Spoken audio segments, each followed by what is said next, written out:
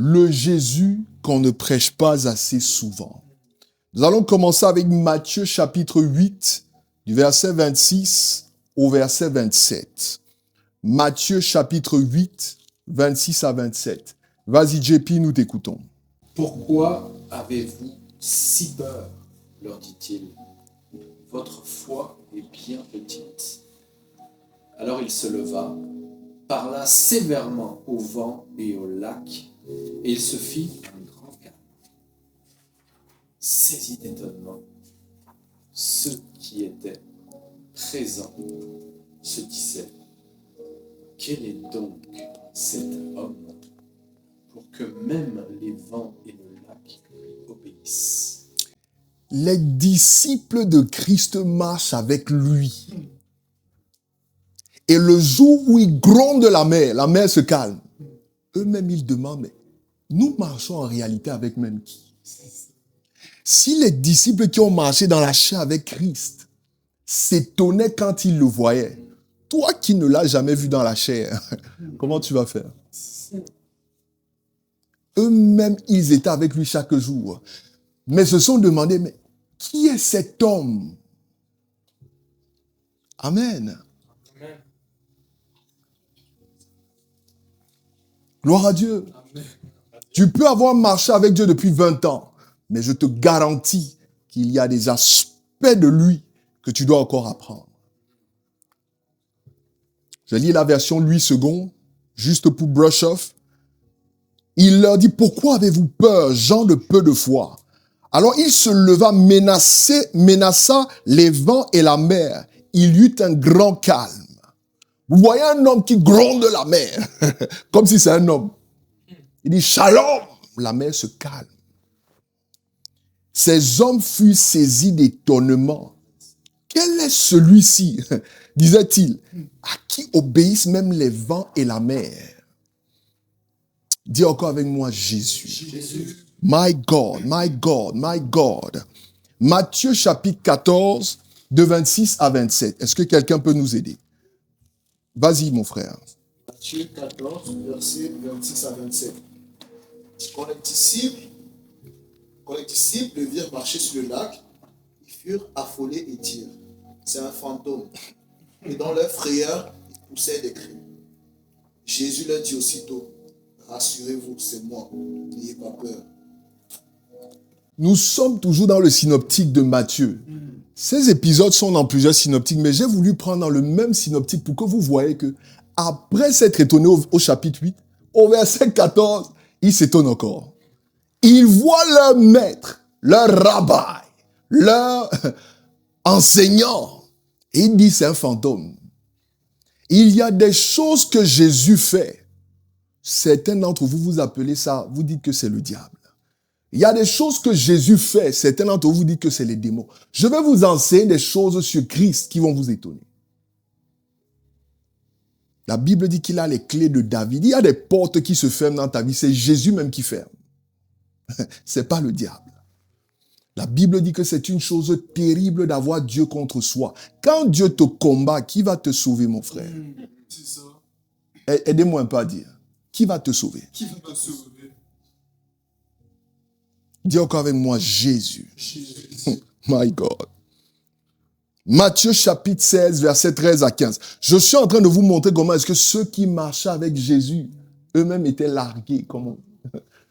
Parfois, ils étaient étonnés. À plus forte raison, nous qui le servons, pour la plupart d'entre nous, sans l'avoir vu physiquement dans la chair. Matthieu chapitre 16, verset 13 au verset 15, qui a préparé. Vas-y, mon frère. Jésus, étant arrivé dans le territoire de Césarée de Philippe, demanda à ses disciples, « Qui dit-on que je suis, moi, le fils de l'homme » Ils répondirent, « Les uns disent que tu es Jean-Baptiste, les autres Élie, les autres Jérémie ou l'un de tes prophètes. Et vous, leur dit-il, que dites-vous que je suis » Amen. Donc le Seigneur Jésus-Christ avait déjà observé depuis un certain temps que depuis que je marche avec ces gars, il y a un peu de la confusion dans leur... C'est-à-dire qu'ils sont toujours en train de s'étonner quand ils me voient faire des choses. Et un jour, il s'interrompt, il dit, OK, let's halt for a minute. Dites-moi, qu'est-ce que les gens disent de moi? 1. 2. Vous-même qui êtes avec moi chaque jour, que dites-vous de moi? Est-ce que vous savez que si Pierre n'avait pas parlé, les disciples devaient être au même niveau que les gens qui ne marchent pas avec Christ chaque jour? Il y a des chrétiens qui sont aussi confus que les païens sur la personne de Christ. Amen. Le Jésus qu'on ne nous prêche pas assez souvent. On nous a enseigné qu'il est amour, c'est la vérité. On nous a enseigné qu'il est sauveur, c'est la vérité. On nous a enseigné qu'il est miséricordieux, c'est la vérité. On nous a enseigné qu'il est mort et qu'il est ressuscité. Il n'y a pas plus vrai que cela. Mais ce n'est pas tout. Ce n'est pas tout. Le Seigneur Jésus-Christ n'est pas le Père Noël qui a un book note et puis il note toutes les bonnes actions que tu as fait dans l'année. Après, en fin d'année, il vient te donner des cadeaux. Non. Le Seigneur Jésus-Christ n'est pas un chef de restaurant où tu viens au restaurant et tu ouvres le menu et la carte. Ah non, moi je veux ça, moi je... Non, non, non, non, non, non, non, non. Dis avec moi, non, non, non. Dans le royaume, on ne choisit pas et on laisse le non. On prend tout ce qu'il... Je vais vous donner une révélation rapide. La Bible dit en Exode chapitre 12, lorsque le peuple d'Israël devait sortir d'Égypte, Dieu leur demande de prendre un agneau et de l'immoler, un agneau d'1 an. Tout le monde connaît un peu l'histoire, n'est-ce pas? Et il leur dit, vous allez rôtir l'agneau à l'intérieur comme à l'extérieur et vous allez le manger entièrement. C'est une révélation. On ne prend pas Christ simplement sur ce qui est apparent. On prend ce qui est dedans, on prend ce qui est dehors. On le prend entièrement ou on ne le prend pas. Est-ce que quelqu'un me suit bien? Gloire à Dieu.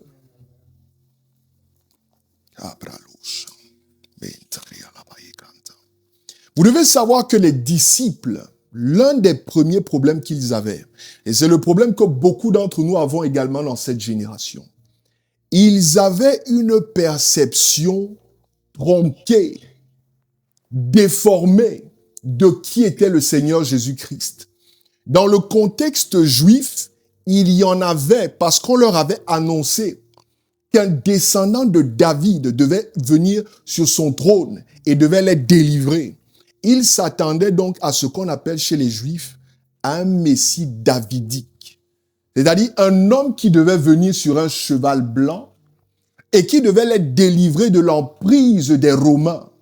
Beaucoup d'entre eux s'attendaient à cela. Est-ce que vous savez pourquoi est-ce que Pierre, peut-être c'est dans The Chosen que certains d'entre vous avaient découvert ça? Pierre était un ancien zélote, vous le savez, n'est-ce pas? C'est pour cela que lorsque on vient attraper Christ, il sort le couteau. Il avait toujours le couteau sur lui. Et il est venu à Christ, mais il n'a pas laissé son couteau. Et il y en a parmi nous, on est venu à Christ, on a toujours nos couteaux sur nous. Le couteau de certains parmi nous, c'est toujours le mensonge. Le couteau de certains parmi nous, c'est l'impudicité. Tu viens à Christ, mais tu ne laisses pas ça. Tu gardes ça avec toi. Amen. Dis encore avec moi, Jésus. Certains d'entre eux s'attendaient également à ce qu'on appelle un Messie mosaïque. Quelqu'un qui devait venir avec un bâton comme Moïse et qui devait frapper les Romains de 10 plaies et il devait sortir. Je ne sais pas quelle est la mer qui devait s'ouvrir cette fois-ci. Amen. Mais vous devez savoir que les Juifs avaient une perception du Messie qui devait venir. C'est pour cela que quand Christ ne correspondait pas à leur perception et leurs attentes, ils ne l'ont pas suivi. Quelle est la perception que tu as de Christ? La perception que tu as de Christ limite la révélation de Christ dans ta vie. Est-ce que quelqu'un me suit bien jusque-là? Il y en a qui s'attendent à un Jésus qui va seulement leur donner un mariage. Il y en a qui s'attendent à un Jésus qui va seulement leur donner un emploi. Il y en a qui s'attendent à un Jésus qui va seulement les guérir. Mais s'il ne te guérit pas, est-ce que tu ne le suivras pas? S'il ne te donne pas le mariage, est-ce que tu ne le suivras pas? Pourquoi est-ce que Jésus est venu sur la terre? Les païens se marient. Les païens décrochent des jobs. Ce n'est pas ça d'abord qu'il est venu faire. L'œuvre qu'il est venu accomplir n'est pas temporelle, mais elle est éternelle. Mais elle peut commencer à se ressentir dans le temps. Est-ce que quelqu'un me suit bien jusque-là? Dis encore avec moi, Jésus. Le Jésus qu'on ne prêche pas assez souvent. Alléluia. Donc je disais tout à l'heure, nous savons plein de choses sur lui. Nous savons qu'il est sauveur. Nous savons qu'il est amour.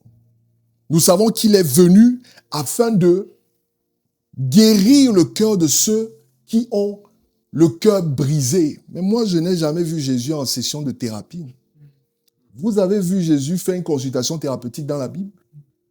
Mais il dit qu'il est venu. Quand on parle de cœur brisé, on parle de quoi? Gloire à Dieu. Alors, par la révélation du Saint-Esprit,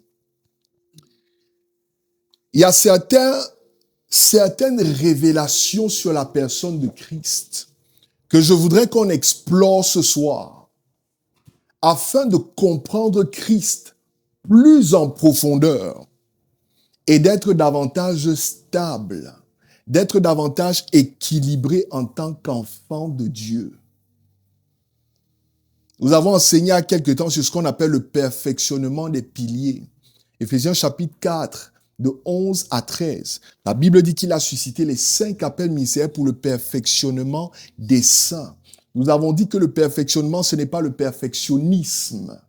C'est un processus au travers duquel Dieu nous soumet afin que nous devenions parfaits comme lui. Mais dans le perfectionnement, vous êtes appelés à grandir. Vous devez cesser d'être des bébés. Les disciples n'ont eu que 3 ans et demi. Quand ils ont terminé, c'était des hommes terribles. Quand ils passaient quelque part, l'ombre des disciples guérissait les malades. On prenait le mouchoir, on jette comme ça sur un malade, le malade guérit. My God. Tu es avec Christ depuis 20 ans, 30 ans. Tu n'as jamais guéri un malade. Personne n'est venu au Seigneur à cause de toi. Mais tu te dis que tu es son disciple. Ils n'ont eu besoin que de 3 ans et demi. Tu veux encore combien d'années? Et c'est parce que ta révélation, ta perception de Christ est limitée. Nous allons régler ça ce soir par la grâce de Dieu. Première clé, Matthieu chapitre 17 de 14 à 18. Qui a préparé le passage, s'il vous plaît? Vas-y, mon frère.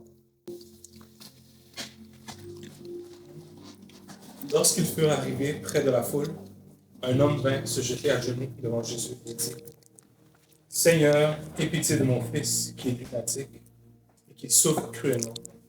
Il tombe souvent dans le feu et souvent dans l'eau. Je l'ai amené à tes disciples et ils n'ont pas pu le guérir. » « Race incrédule et perverse, répondit Jésus. « Jusqu'à quand serai-je avec vous? Jusqu'à quand vous supporterai-je? Amenez-le-moi ici. » Jésus parla sévèrement au démon, il sortit de lui, et l'enfant fut guéri à l'heure même. Amen. Verset 17. Le Seigneur Jésus-Christ dit, race incrédule. My God, si un pasteur traite ses disciples aujourd'hui là, ou bien ses fidèles, de race incrédule, vous allez parler de lui dans tout Montréal. Lui, c'est un pasteur charnel. Il n'aime pas les fidèles, on ne va plus là-bas. Jésus a traité ses disciples de race incrédule. Il a même ajouté encore, il a dit perverse. Il ne parlait pas aux païens, il parlait à ses disciples. Le premier point, la première révélation que tu dois avoir de Christ, qu'on ne t'a pas assez prêché, c'est que Christ est exigeant.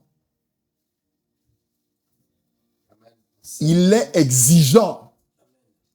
Le Seigneur Jésus-Christ a des attentes pour chacune de nos vies. Et quand tu perds du temps par rapport au curriculum par lequel tu dois passer, à un moment donné, sa patience peut prendre un coup. Race incrédule et perverse. Si maintenant, là, je vous dis, si j'ose dire ça, si vous allez sortir, vous allez commencer à me bombarder. C'est le Seigneur Jésus-Christ qui a dit ça. Dis à ton voisin, c'est Jésus qui a dit ça. C'est Jésus qui a dit ça. C'est pas quelqu'un d'autre. Ton incrédulité peut agacer le Seigneur Jésus-Christ. Parce que vous devez savoir que la foi et l'incrédulité dégagent un parfum dans le monde spirituel. C'est pour cela que Dieu était extrêmement sévère avec le peuple d'Israël dans le désert lorsqu'ils murmuraient. À cause de leur incrédulité, nous avons médité dessus dans le cadre de notre méditation quotidienne de la parole. La Bible dit qu'il y avait 10 espions qui ont donné un mauvais rapport. À cause de leur mauvais rapport, Dieu a décidé que toute une génération devait mourir dans le désert, à l'exception de 2 hommes, Josué et Caleb. Il n'y a que 2 hommes sur près de 2 à 3 millions de personnes qui sont sortis d'Égypte et qui sont entrés dans la terre promise. À cause de l'incrédulité. S'il y a une chose qui horripile notre Seigneur, c'est notre incrédulité. Il dit juste que quand je serai avec vous. Vous m'avez déjà vu chasser les démons. Vous dormez avec vous, vous mangez avec moi. On est ensemble tous les jours. Vous me voyez comment j'agis. Vous ne pouvez pas apprendre comment on fait les choses. On a essayé d'instaurer des choses dans le Man of God Movement, dans le Kingdom of God Movement. Nous voulons méditer la parole en 1 an. Qu'est-ce qu'il y a de compliqué dedans? Et je vous le répète encore, et je ne vise personne. Dieu ne m'a pas appelé, je vous le dis tout le temps. Nous appelons notre programme instruction biblique et non étude biblique. Parce que nous ne sommes pas appelés afin que la parole se conforme à vous, mais afin que vous vous conformiez à la parole. La parole a pour rôle de te transformer pour que tu sois conforme à la personne de Christ. Je ne suis pas appelé pour vous cajoler. Non. Parce que je vis comme un homme qui rendra des comptes à Dieu. Je vous ai dit en introduction que je prends ça très au sérieux. Parce qu'il dit, il ne faut pas que beaucoup d'entre vous enseignent, car ceux qui enseignent seront jugés plus durement. 3 jours de jeûne par mois, tu ne peux pas faire. 3 jours de jeûne par mois, en 30 jours. 1 heure de prière par semaine, tu ne peux pas faire. Il y a un problème. Notre Dieu est exigeant. La grâce n'est pas une permission d'être paresseux. Excusez-moi, moi j'aime le Canada, c'est ma nation d'adoption. Mais il y a une chose que j'ai observée ici. L'esprit des chrétiens, les esprits sont faibles.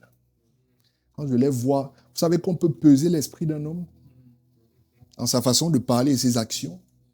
Les esprits faibles. Parce qu'ils ne prient pas. Ils ne méditent pas la parole. They are doing church. Ils vont juste à l'église. L'église n'a pas été positionnée pour devenir un club. C'est le gouvernement de Christ, Ecclesia. Nous sommes une représentation diplomatique du royaume des cieux.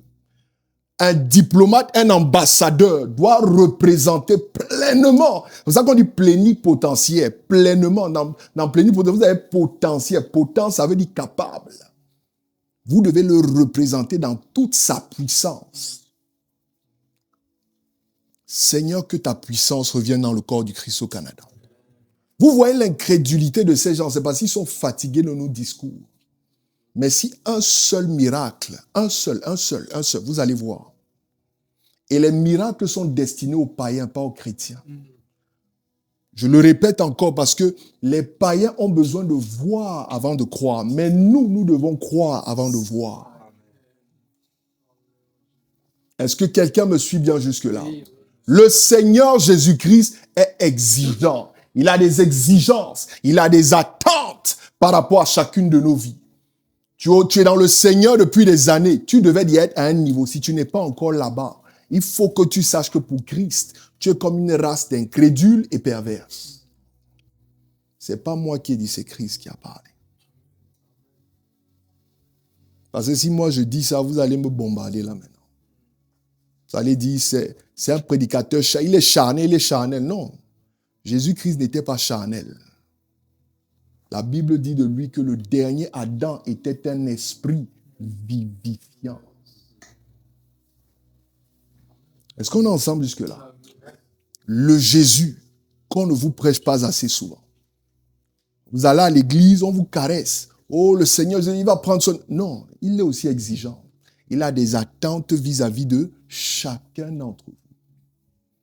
Et vous devez être au courant de cela.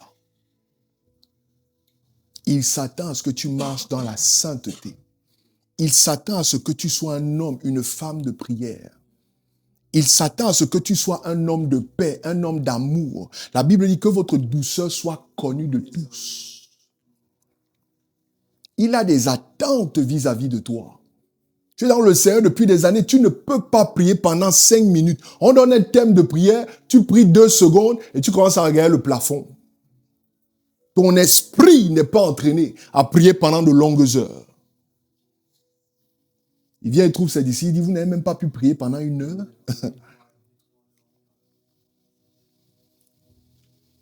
Something must change in Canada if you want to see a change in this nation.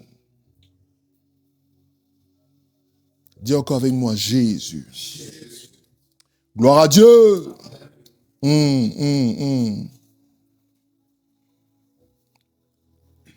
Deuxième clé.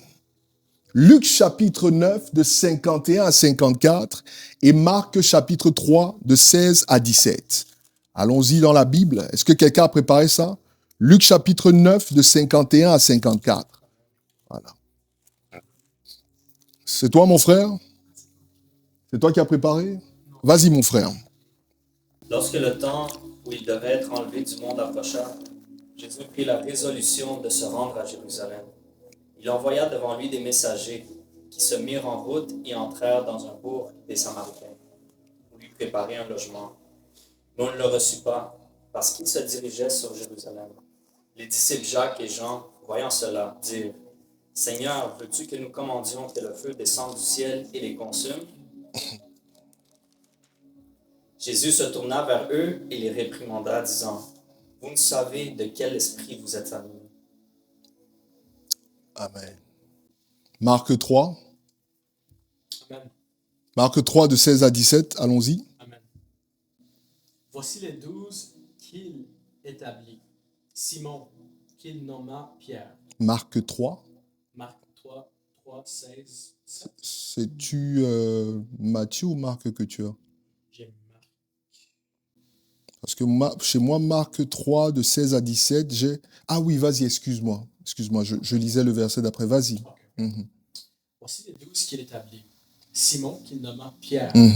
Jacques, fils de Zébédée. Et Jean, frère de Jacques, auquel il donna le nom de Boanerges, qui signifie fils de tonnerre. Qui signifie fils du tonnerre. Pourquoi est-ce que le Seigneur Jésus-Christ les a appelés fils du tonnerre?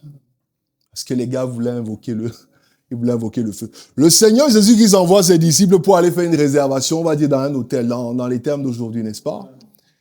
Et les gars ne veulent pas leur donner la chambre d'hôtel. Ils disent, Seigneur, les gens s'ils ne te connaissent pas, laisse-nous, on va invoquer le feu. Vous connaissez l'histoire d'Élie, n'est-ce pas? Il est sur une montagne, on envoie ses grands pères, le gars invoque le feu, bang! On envoie encore un deuxième gars, il envoie encore le feu. C'est parce que le roi a dit que le prophète Homme va voir cette histoire-là. Gloire à Dieu! Je veux équilibrer mon enseignement. Dis avec moi équilibre. Parce que si évêque continue avec exigeant et tout, vous allez prendre peur. Deuxième révélation qu'on ne vous a pas enseigné sur le Seigneur Jésus-Christ. Le Seigneur Jésus-Christ a le sens de l'humour. C'est une façon de faire chez nous, par exemple, en Afrique. Quand tu as fait une erreur, une bêtise un jour qui a fait rire les gens, on commence à t'appeler par le nom de l'erreur, la bêtise que tu as eu à faire. C'est avoir du sens de l'humour. Parfois, vous êtes trop sérieux, vous me stressez même. Amen. De temps en temps, il faut rigoler. Amen. Moi, honnêtement, c'est parce que ceux qui me connaissent savent que c'est seulement quand je prêche que je tourne comme ça. Mais si tu es avec moi tous les jours, moi, j'aime rigoler. Maintenant, quand on parle de rigoler et d'avoir du sens de l'humour, il faut le faire avec tempérance. Parce que je crois que c'est le sage Salomon qui nous met en garde contre les mauvaises blagues. C'est pas parce que je dis que Christ a du sens de l'humour que tu vas commencer à faire des mauvaises blagues à ton frère et dis, hey, est-ce que tu sais que Jésus a le sens de l'humour? Dis à ton voisin, le frère n'a pas dit ça. Ce n'est pas ça que j'ai dit. Ce que je dis, c'est de temps en temps, il faut être un peu relax. Hein? Sois relax, ma soeur. Amen. Sois relax, mon frère. Il y a même quoi? Pourquoi vous êtes souvent trop nerveux? Amen. Moi, je crois que quand il était à la chair, c'était un homme sérieux et un homme puissant en parole et en signes. La Bible nous l'enseigne. Mais je crois que quand il était avec ses disciples, et c'est là où je crois que de choses ne s'est pas trop manqué, je crois qu'ils avaient des moments de rigolade. Nous avons ça dans le Kingdom of God Movement. We laugh together. We joke together. That's brotherhood, man. We open up. And it's fine. Comme j'aime souvent vous le dire, l'évangile n'a rien contre ça. Voilà. De temps en temps, on rigole et tout. C'est pas qu'à chaque fois on vous voit, non, il faut laisser ça, c'est des histoires. Tu veux être sérieux tout le temps, tu nous demandes. Hein? Je crois que le sage Salomon nous dit que ou c'est le stress, ou c'est la dépression, il dit que c'est comme un cancer pour les os. Quand quelqu'un est tout le temps déprimé, quand quelqu'un est tout le temps triste, il y a beaucoup de froideur dans cette nation. Que le Seigneur nous aide. C'est pour cela que quand nous venons, comme nous venons ici en communion fraternelle, parfois on va te demander, dis à ton frère, sois béni. Parfois on va te dire, dis à ton frère que la paix du Seigneur soit avec toi. Et il y en a qui, s'ils ne viennent pas comme ça, ils peuvent passer 1 an. Personne ne les bénit. Personne ne leur sourit. Personne ne leur donne une parole de grâce. Vous n'avez pas idée du niveau de détresse dans laquelle beaucoup de personnes se trouvent. La communion fraternelle fait partie de ce que j'appelle les armes spirituelles cachées de Éphésiens chapitre 6. Quand il donne les différentes armes spirituelles, il parle à une communauté. Quand il parle à une communauté, il est en train de vouloir leur dire que vous allez vous saisir des armes spirituelles de façon corporative. Tu ne prends pas les armes spirituelles seul, tu les prends avec ton frère, avec ta sœur. C'est une arme spirituelle. La communion fraternelle est une arme spirituelle. Est-ce que vous savez ça? Celui qui est seul et qui est isolé est plus susceptible d'être attaqué par l'ennemi. Je crois que c'est à toi qu'on disait tout à l'heure que quand tu t'isoles, c'est là que l'ennemi va t'attaquer. Mais quand tu es avec les frères, tu n'as même pas le temps de déprimer. Quand tu es avec les frères, tu n'as même pas le temps d'aller sur Instagram et de regarder des choses bizarres. Je leur disais la dernière fois que tu ne peux pas, excusez-moi le mot, te masturber devant les gens. C'est pour ça que quand tu es avec les gens tout le temps, Dieu te délivre de certaines choses. Deuxième révélation très importante de Christ, deuxième chose qu'on ne nous a pas assez enseigné, c'est que Christ avait le sens de l'humour. Fils du tonnerre. Amen. Et nous savons que leurs parents, ce n'était pas tonnerre, n'est-ce pas? Gloire à Dieu. Dis-moi amen. Amen. Donne-moi un bon amen encore. Amen, amen.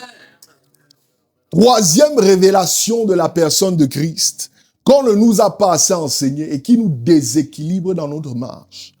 Matthieu chapitre 23, de 27 à 29. Aidez-moi à lire, s'il vous plaît. Matthieu chapitre 23. C'est toi, mon frère? Vas-y, mon frère. Lis avec autorité et intelligibilité.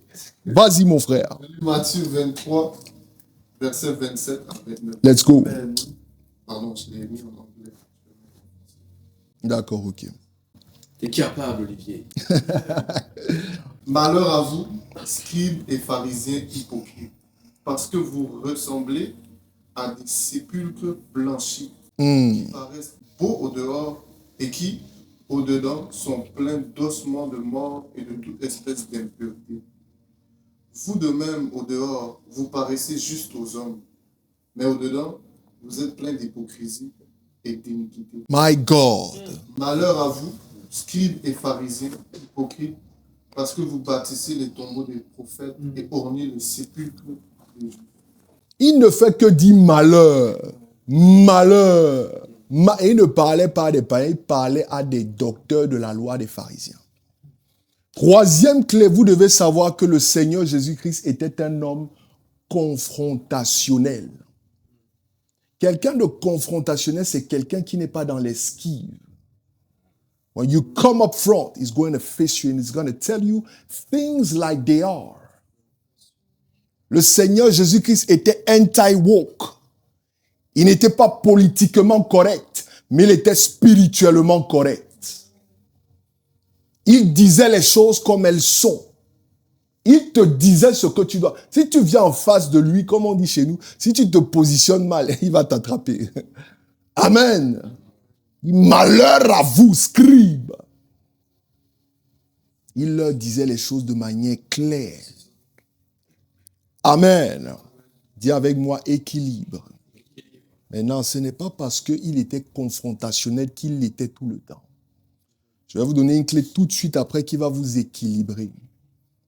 Ça ne veut pas dire que tu vas devenir confrontationnel à toi et à travers partout, non. Mais quand des gens, parce que Christ, le premier message qu'il a prêché, Matthieu chapitre 4, verset 17, il est dans une synagogue. Luc chapitre 4, il est dans une synagogue. En d'autres termes, aujourd'hui, c'est l'église, n'est-ce pas? Il a pris le rouleau d'Ésaïe, l'Esprit du Seigneur sur moi, n'est-ce pas? Il était dans une synagogue. Quand ils l'ont rejeté, il a commencé à aller prêcher dans les marchés. Il a commencé à aller prêcher sur les barques. Il a commencé à aller prêcher. Il prêchait maintenant dans la rue. Maintenant, ils sont allés le trouver là-bas. Est-ce que vous suivez la logique que je vous donne? Il a commencé le ministère dans l'église. Ils l'ont rejeté. Il est allé dans la rue. Ils sont allés le chercher dans la rue. Et il a dit, comme vous êtes venu me chercher ici, vous allez me trouver. Et il les confrontait.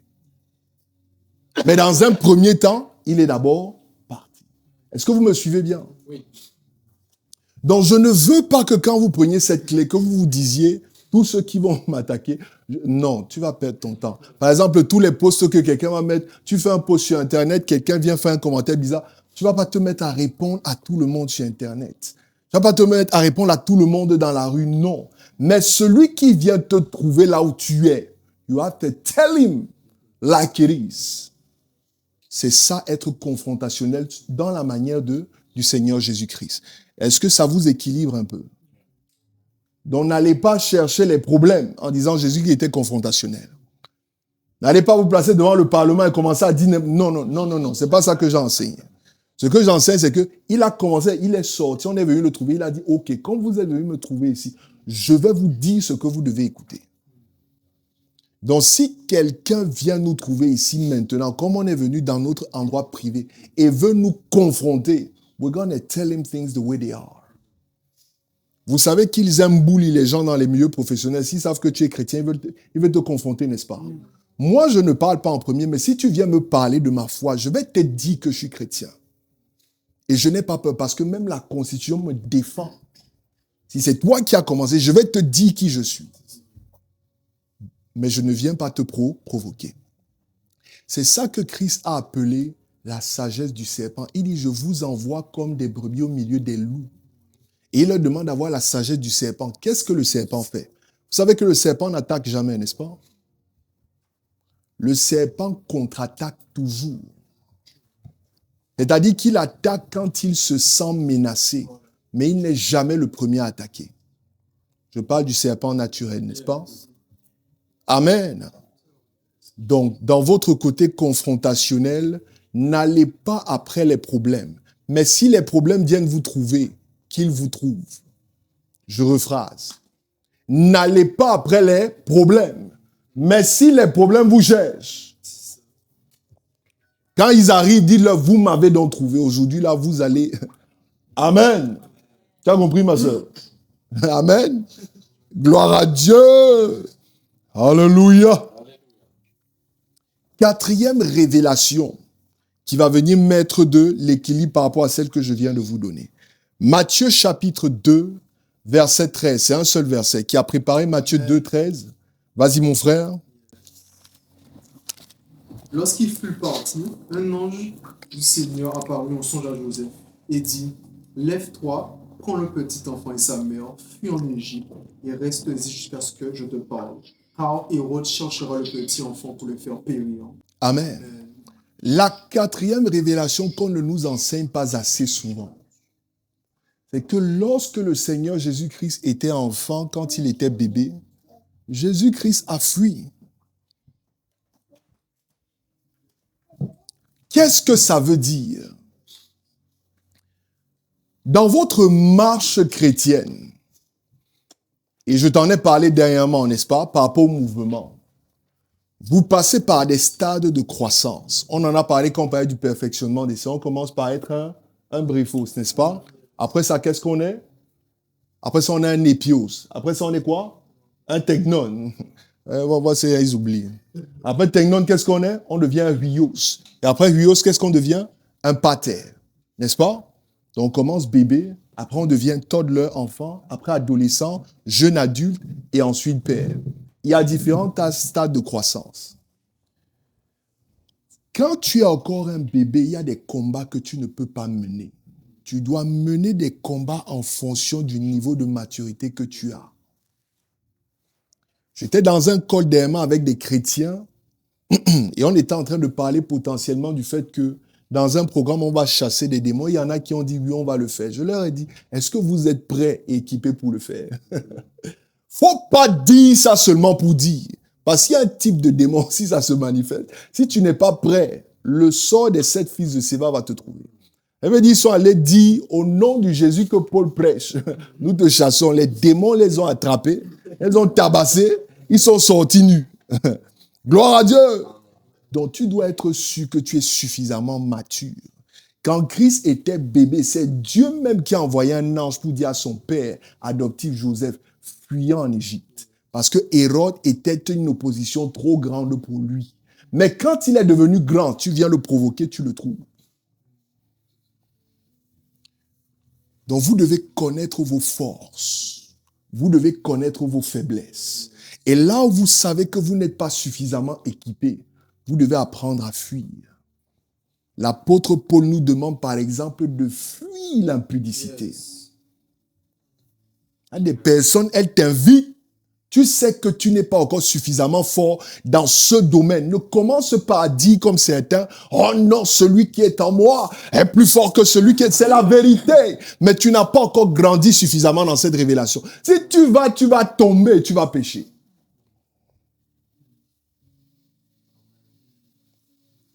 Est-ce que vous comprenez ce que je dis? Si tu vas tomber, tu vas pécher. Et après, on va venir te ramasser. Gloire à Dieu. Dis avec moi, Seigneur, épargne-moi cela. Donc, si tu n'es pas suffisamment mûr dans un domaine, il faut fuir. Jésus-Christ a fui quand il était bébé. Si Christ a fui étant bébé, toi aussi, tu as le droit de fuir. Mais quand tu vas grandir, quand il est devenu un fils, celui-ci est mon fils, bien-aimé, en qui j'ai mis tout mon... Tu le cherches, il ne fuit plus, te confronte. C'est pas si j'ai noté le passage où on vient lui dire que Hérode, là ce n'était pas le même Hérode, un autre Hérode. Il dit, allez dire à ce renard, my God, j'ai lu ça, je dis, mais Seigneur, il dit, allez dire à ce renard que je suis en train de faire le travail de mon père. Je ne pars nulle part. Mais quand il était bébé, il a fui. Mais quand il est devenu grand, il a dit, allez dire à ceux. Si je dis aujourd'hui que quelqu'un est un renard, vous allez dire, le frère Gilles n'est pas bien, il est charnel. Ce frère-là est charnel. Ce frère-là est charnel, il faut qu'on prie pour lui. Jésus-Christ a dit qu'il était un renard. Tu as entendu ça, mon frère? My God. My goodness. 5e révélation du Jésus qu'on ne nous enseigne pas assez souvent. Jean chapitre 2 de 13 à 16 et Psaume chapitre 23 verset 4. Est-ce que quelqu'un peut nous aider à lire s'il vous plaît? Vas-y mon frère. Le jour où les Juifs célèbrent la fête de la Pâque était proche et Jésus se rendit à Jérusalem. Il trouva dans la cour du temple des marchands de bœufs, de brebis et de pigeons, ainsi que des changeurs d'argent installés à leur comptoir. Alors, il fit des cordes, il en fit un fouet, il prit des cordes, il en fit un fouet, et les chassa tous de l'enceinte sacrée, avec les brebis et les bœufs. Il jeta par terre l'argent des changeurs, et renversa leur comptoir, Puis il dit aux marchands de pigeons, ôtez cela d'ici, c'est la maison de mon père, n'en faites pas une maison de commerce. My God! 5e révélation. Le Seigneur Jésus-Christ a un fouet. Le Seigneur Jésus qui corrige. Le Seigneur Jésus qui réprimande. Il me dit qu'il est entré avec un fouet. Ce n'était pas un homme charnel. Ce n'était pas un homme émotionnel, c'était un homme spirituel. Il est entré avec le fouet, il a trouvé les gars, il a commencé à fouetter. Il a commencé à taper. Il dit, sortez d'ici, ça c'est la maison de mon père. La maison de mon père ne sera pas une maison de commun, mais une maison de prière. Psaume chapitre 23, verset 4, tu l'as également? Vas-y, lis mon frère. Même quand je marche dans la sombre vallée de la mort, je ne redoute aucun mal, car tu es avec moi. Ta conduite et ton appui. Voilà ce qui me réconforte. Dans ma version, ça dit ta houlette et ton bâton. Le Seigneur Jésus-Christ a un bâton. Vous savez ça quand même? Ce n'est pas un bâton pour jouer, c'est un bâton pour taper. Il a un fouet. Ce n'est pas un fouet pour... C'est un fouet pour taper. Qu'est-ce qu'il appelle la maison de mon Père? Le Seigneur dit qu'il ne siégera plus et ne demeurera plus dans une maison faite de mains d'hommes. Ça veut dire qu'il va demeurer où? Dans une maison qu'il a faite de ses propres mains. Ton corps est la maison du Seigneur. Quand il dit la maison de mon Père ne sera plus une maison de commerce, mais une maison de prière, est-ce que ta vie est une vie de prière?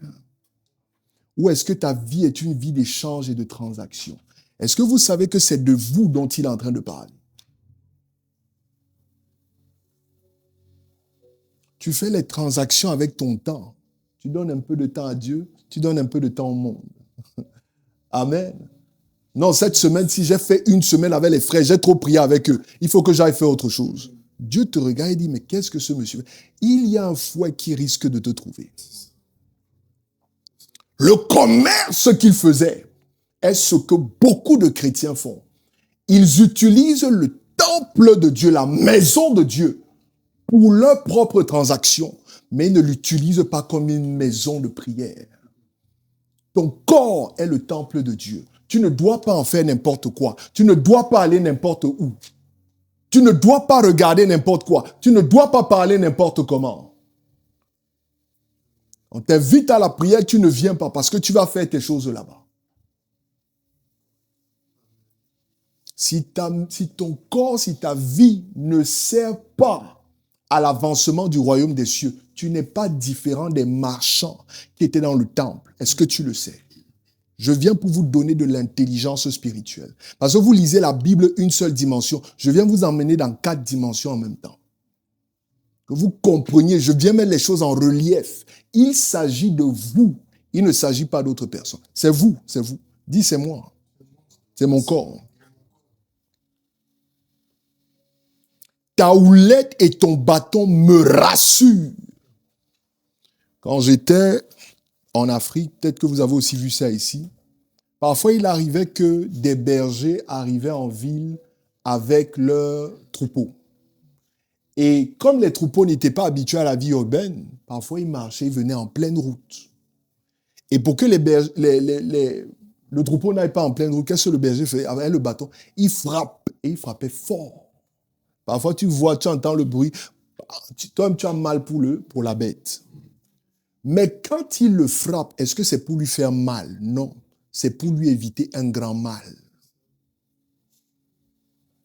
Le bâton du Seigneur Jésus-Christ n'est pas destiné à te faire mal, mais à t'éviter un grand mal. Ce grand mal, c'est la mort. Ce grand mal, c'est la maladie.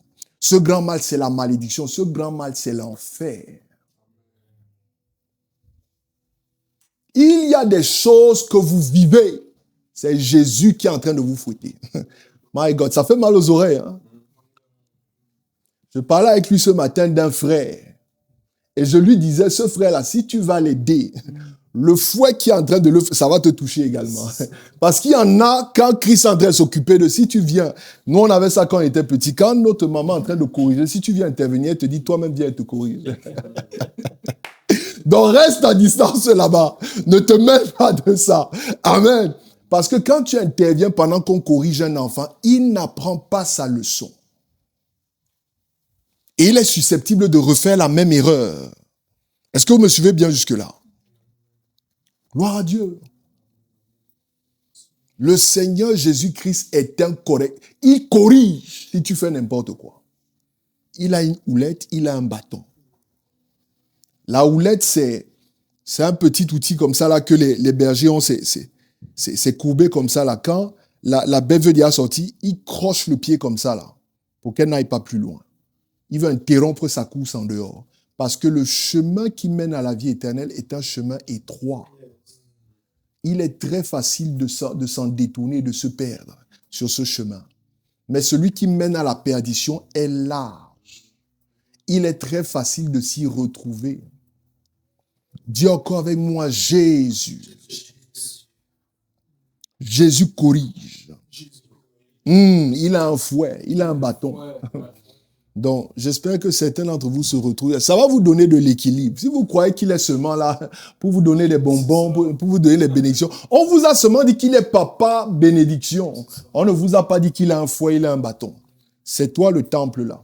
Arrête le commerce. Commence à être une maison de prière. Arrête les transactions. Commence à être une maison de prière. Gloire à Dieu. Alléluia. 6e révélation sur la personne de Christ, qu'on ne nous a pas assez enseigné. Luc chapitre 22, verset 70. Luc chapitre 22, verset 70. Répète après moi, dit, esprit de sommeil. Je te chasse de ma vie. Reviens à 22 heures. Maintenant, j'écoute l'enseignement. Je suis sérieux, il faut prier. Il faut prier, amen. Non, il y a le frère qui a préparé. Vas-y, mon frère. Tous dirent, tu es donc le Fils de Dieu, et il leur répondit, vous le dites, je le suis. Amen. 6e révélation qu'on ne nous a pas enseignée sur la personne de Christ, c'est qu'il était un homme sûr de lui. Amen. Ha! Parce qu'on vous a enseigné qu'il marchait avec des sandales et il y avait la poussière. On vous a enseigné qu'il était un homme simple. Oui, je suis d'accord, mais c'était un homme sûr de lui. Certains d'entre vous, vous confondez humilité et modestie.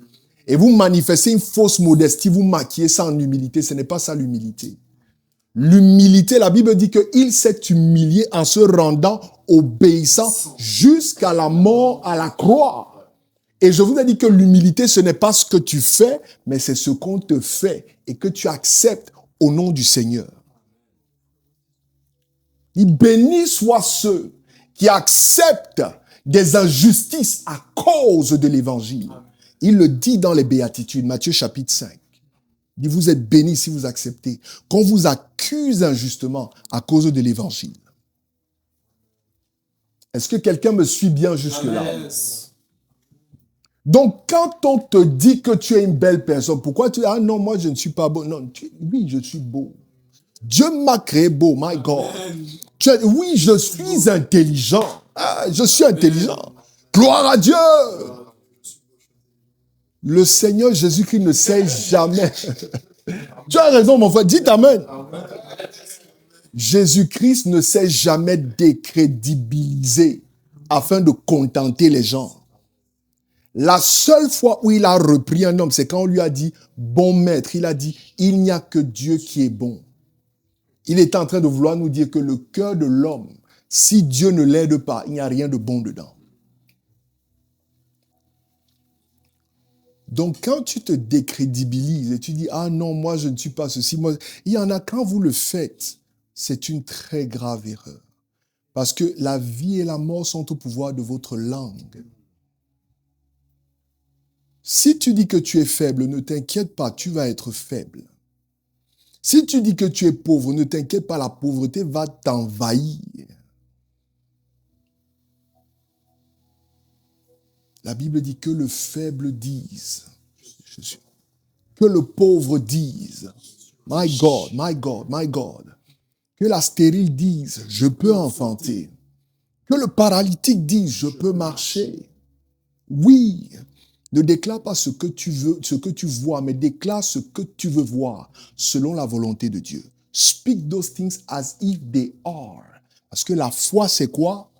La ferme assurance des choses que l'on espère et la démonstration de celles qu'on ne voit pas. My God! Est-ce que quelqu'un me suit bien jusque-là? Ne te décrédibilise plus. Ne te minimise plus. Dans ta destinée, il y a deux personnes qui sont derrière toi. C'est Dieu et toi-même. Mais si toi, tu ne te supportes plus, c'est fini. Tu as ouvert les portes à l'ennemi. Dis avec moi, je ne suis pas n'importe qui. Dis, je suis ce que Dieu dit que je suis. Les gars disent à Christ que tu dis que tu es lui. Il dit oui, comme vous dites là, je suis le Fils de Dieu. Vous croyez que je vais vous dire que je ne suis pas parce que vous m'avez mis les chaînes, parce que vous voulez m'emmener à la croix. Je ne vais pas nier, je suis le Fils de Dieu. Oui, c'est moi. Amen. Je suis enfant de Dieu. Je suis fils du royaume. Je suis la lumière du monde. Je suis le sel de la terre. Christ a dit ça de toi. Je suis la prunelle de ses yeux. Je suis une nation sainte. Amen. Ne te décrédibilise plus. Ne parle plus de toi avec mépris. Ne parle plus de toi avec condescendance. Parle de toi comme Dieu parle de toi. Je vais terminer en parlant de ce point où l'ange vient et puis parle avec Gédéon. Je crois que c'est en Juge chapitre 7. Et la Bible dit que Gédéon a commencé à dire qu'il était le plus petit de la plus petite famille, de la plus petite ethnie. L'ange lui a dit, non Gédéon, tu es un vaillant héros. Tu n'es pas ce que le monde dit de toi. Tu es ce que Dieu dit de toi.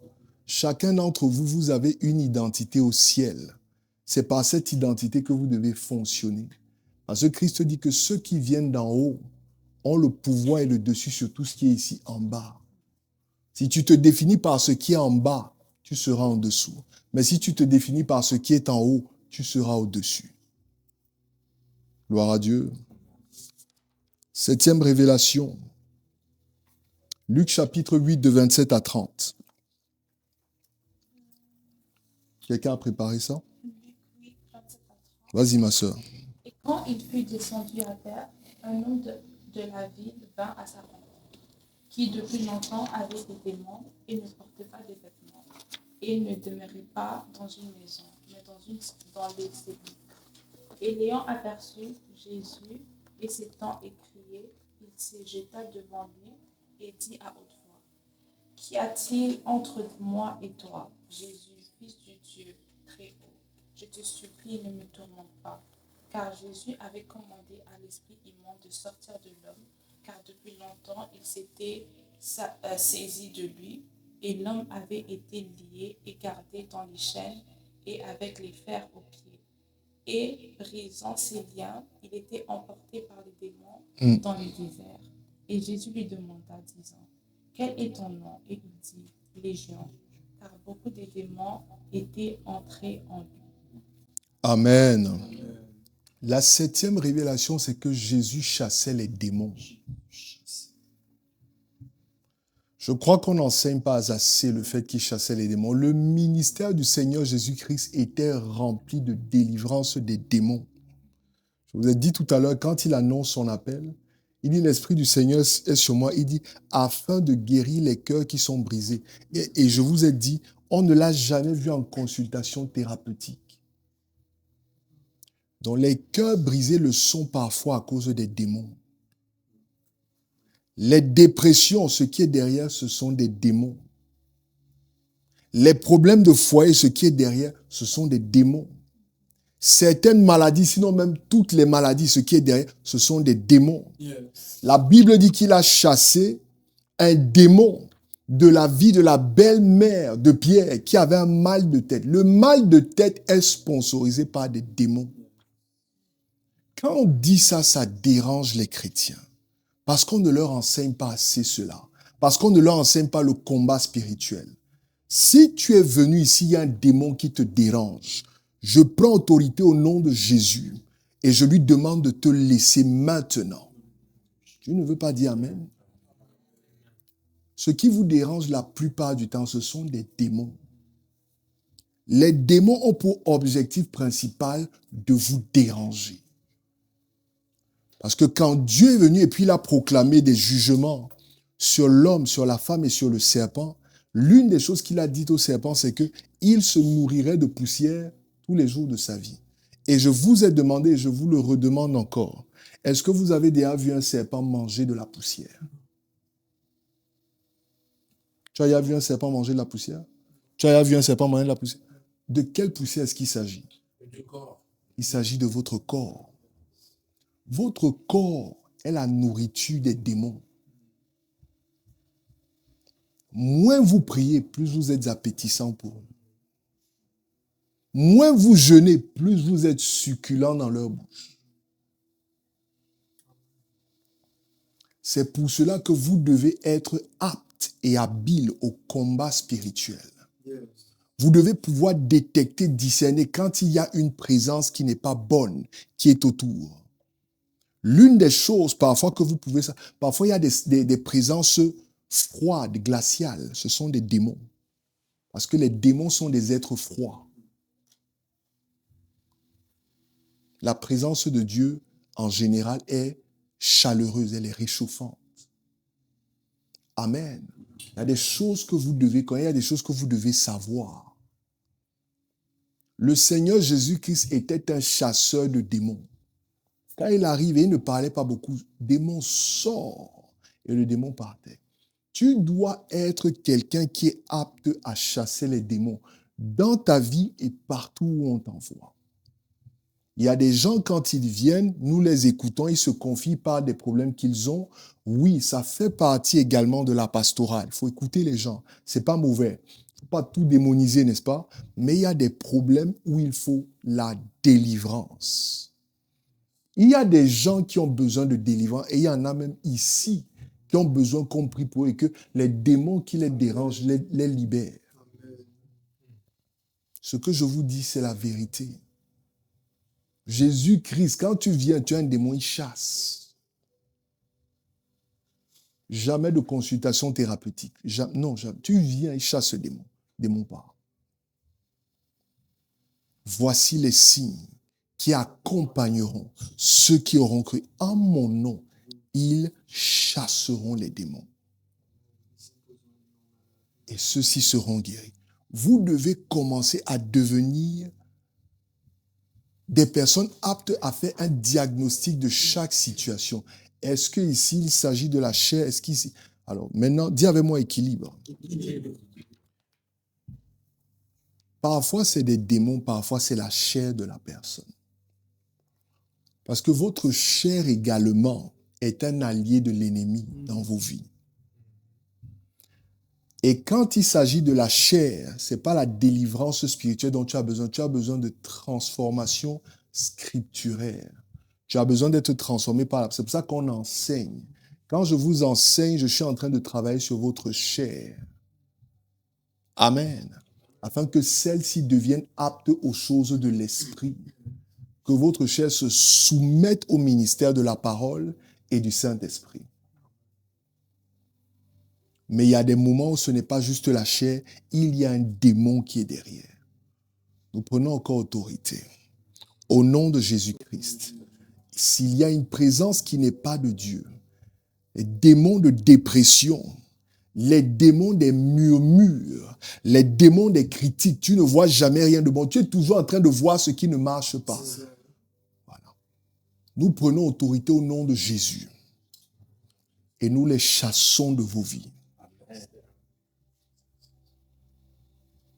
Esprit d'incompréhension, esprit d'ignorance, esprit qui se cache derrière cette maladie, au nom de Jésus, nous te chassons et nous prenons autorité contre toi. Ton ministère s'arrête aujourd'hui au nom de Jésus-Christ.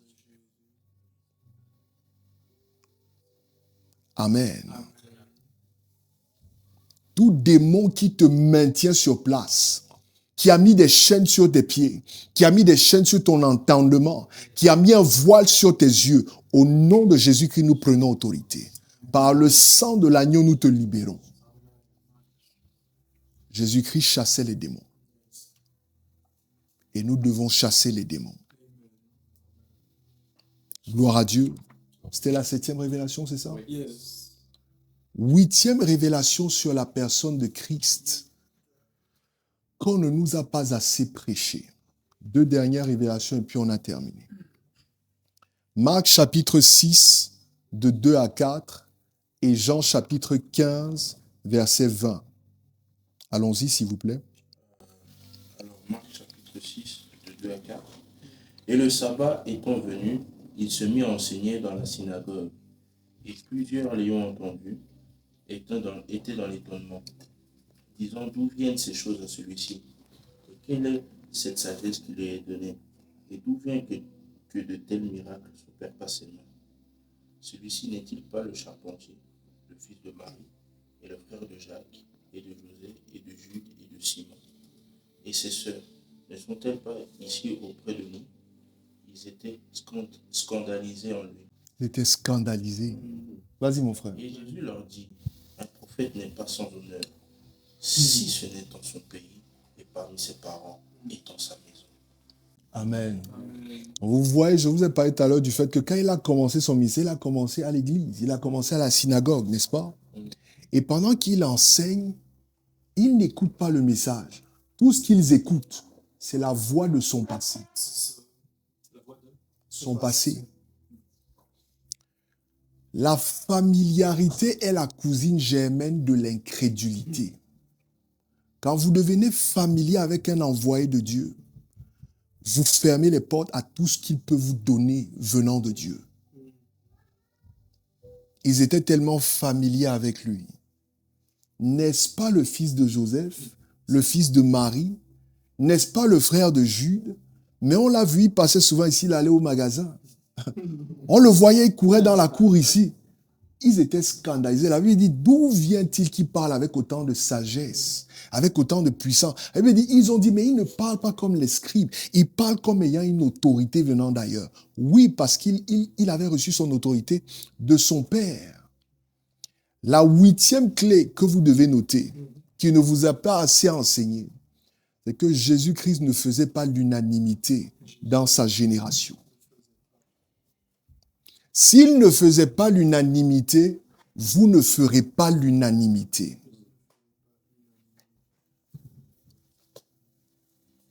Parce qu'il y en a parmi nous, nous sommes victimes et nous sommes prisonniers de l'approbation des hommes. Nous recherchons l'approbation des hommes. Nous voulons être appréciés de tout le monde. Nous voulons être ce qu'on appelle des people's pleasers. Si les gens te critiquent un peu, tu crois que tu as mal fait. Non. Les gens critiquent parce qu'ils critiquent tout. Tu vas à droite, ils critiquent. Tu vas à gauche, tu montes, ils critiquent. Tu descends, ils critiquent. Tu vas derrière, tu vas devant. Peu importe ce que les gens vont toujours critiquer. Amen. Si vous vous fiez à ce qu'on dit dans les médias et ce qu'on dit de manière générale, pour faire le diagnostic d'une personne, vous allez passer à côté. Il y a une différence entre entendre parler d'une personne et entendre la personne vous parler elle-même. Faites-vous votre propre opinion. Cette révélation est importante dans votre marche chrétienne parce qu'elle va vous donner de la liberté. Libérez-vous de ce que les gens disent sur vous. Libérez-vous de ce que les gens pensent de vous. Moi, je n'ai que faire de ce que vous pensez. Si vous avez remarqué, peut-être vous ne l'avez pas, même quand vous me faites un compliment, parfois c'est même comme si ça ne me dit rien.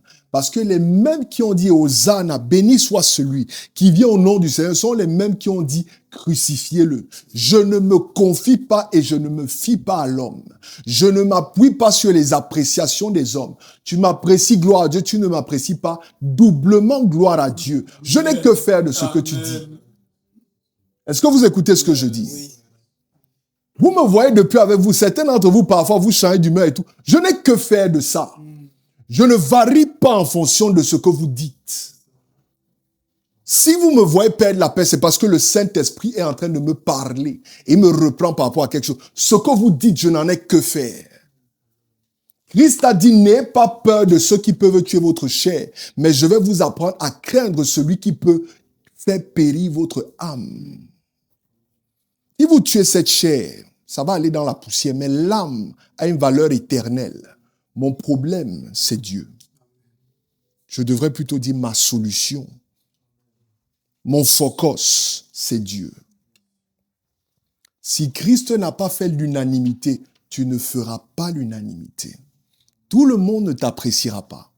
Tout le monde ne t'applaudira pas. Tout le monde ne va pas te donner des coups d'ose.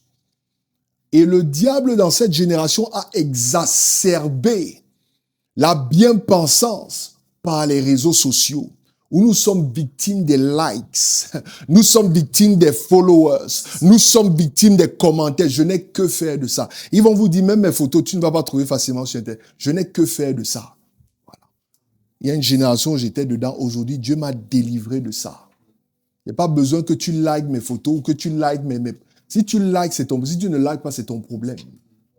Je vis ma vie tranquillement.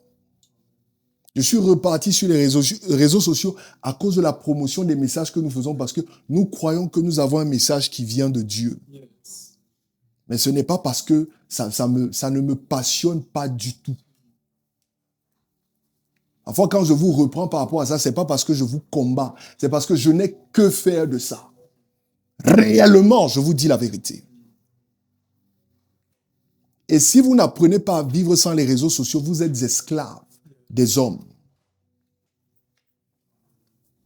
J'ai mis ma photo ce matin et depuis une heure de temps, qui a liké? Personne n'a liké. Tu perds la paix dans ton cœur. Tu perds la paix pourquoi? Personne n'a commenté. Depuis qu'elle a vu ma photo, elle n'a pas vu. Voilà.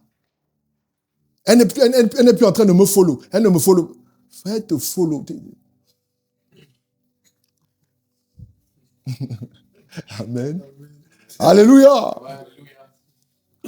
Dis à ton voisin, on a l'instruction biblique. Je suis un instructeur. Je ne suis pas là pour vous, non. Je suis là pour vous dire. Voilà. Ce que vous devez entendre. Bien sûr, je vous dis ça avec amour et grâce, mais c'est pour vous faire du bien sur le long terme. C'est pour votre bien. Christ n'a pas fait l'unanimité. Vous ne ferez pas l'unanimité. Quelqu'un a préparé Jean 15, 20? Yes. Vas-y, mon frère. Souvenez-vous de la parole que je vous ai dite. Le serviteur n'est pas plus grand que son maître. S'ils m'ont persécuté, ils vous persécuteront. Le serviteur n'est pas plus grand que son maître. Donc vous n'êtes pas plus grand que moi, dit le Seigneur Jésus-Christ. S'ils m'ont persécuté, moi, le Seigneur Jésus qui est un homme parfait, qui n'a jamais péché. Est-ce que vous vous rendez compte qu'on a pris Jésus-Christ pour libérer un brigand qui s'appelait... C'est Barabbas, c'est ça? Yes. Est-ce que vous savez que Barabbas, en réalité, c'est vous et moi? On nous a libérés pour que lui, il aille à la croix. Alors qu'il n'avait jamais rien fait.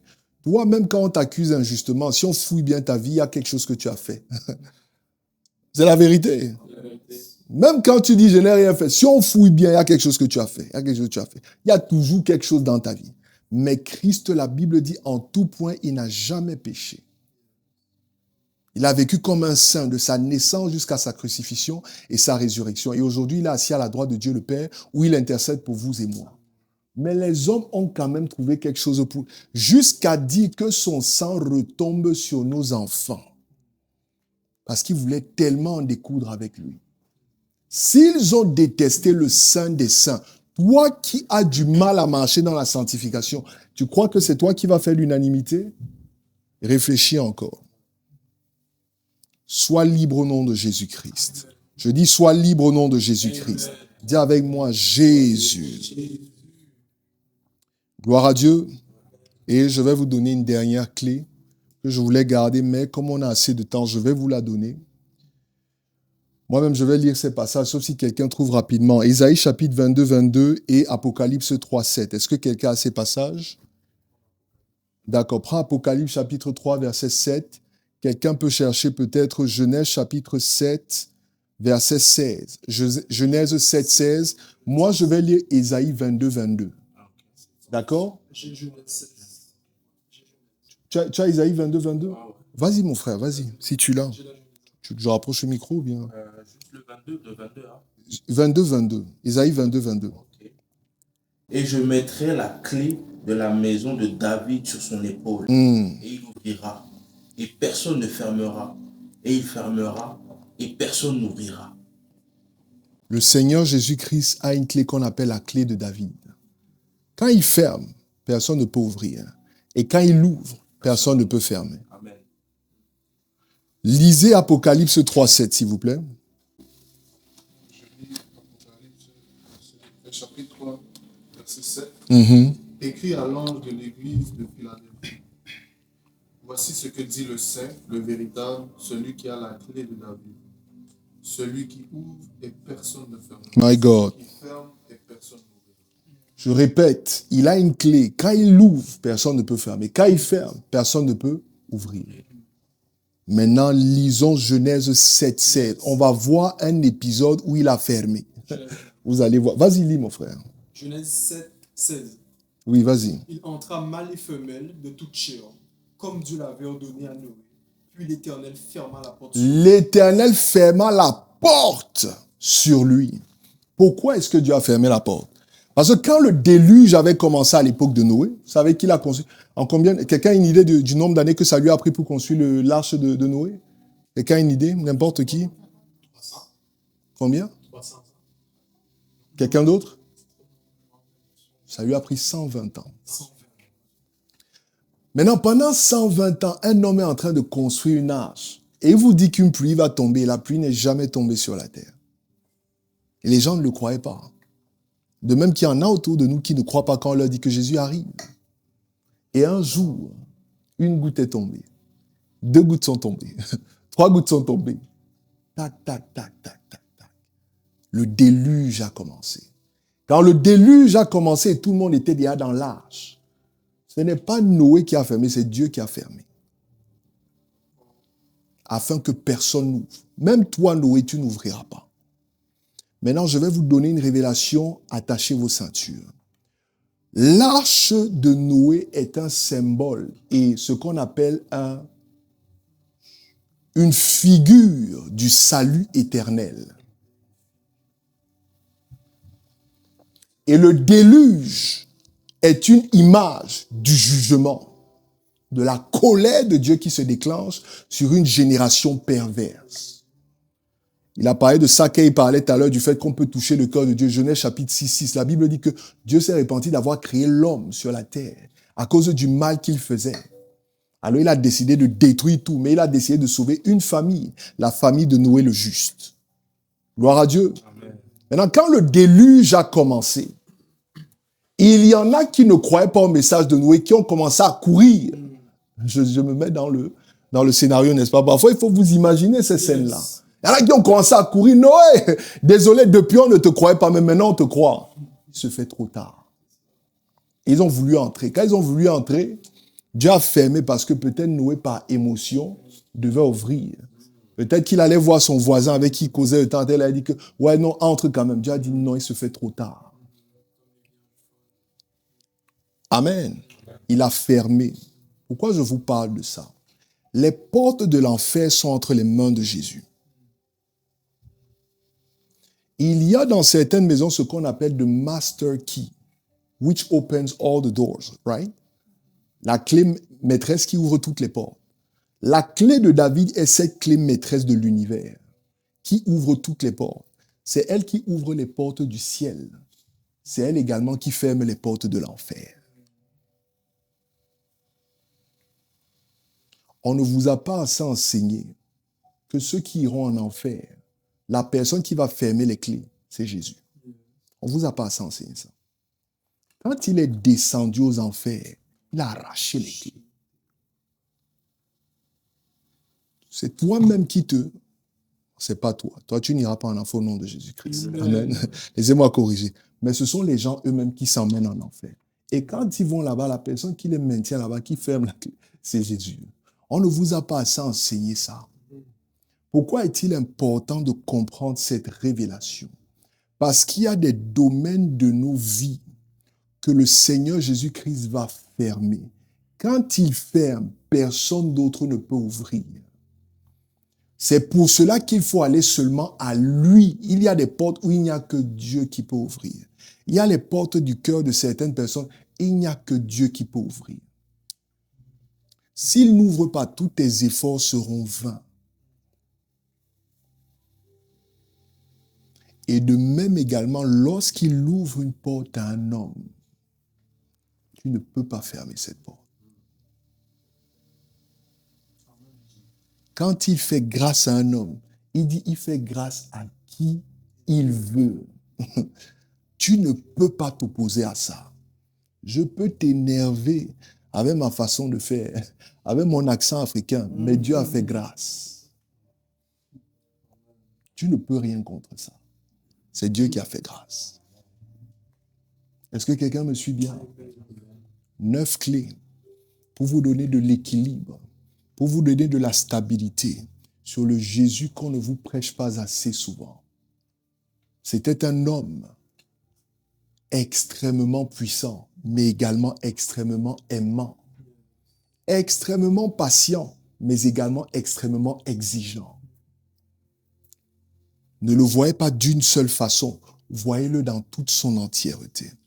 Parce que l'agneau immolé doit être consommé dans son entièreté.